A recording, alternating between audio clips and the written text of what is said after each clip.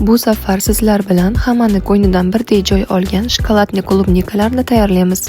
Yuvilgan toza klubnikalarimizni quruq salfetkada yaxshilab artib idishga terib olamiz. Terib bo'lgach, muzlatgichda 10 daqiqa turgazamiz. Orada klubnika uchun shokoladlarimizni eritib olamiz. Idishga qaynoq suv quyib, molojniy shokoladlarni stakanga solib, parda yaxshilab eritib olamiz. Orada aralashtirib turamiz. Shokoladni o'zini eritdim, hech qanaqa yog' qo'shganim yo'q.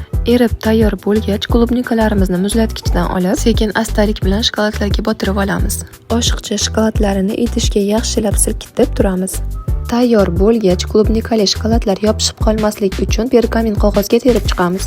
Shu usulda qolgan klubnikalarimizni ham shokoladlarga yaxshilab botirib chiqamiz.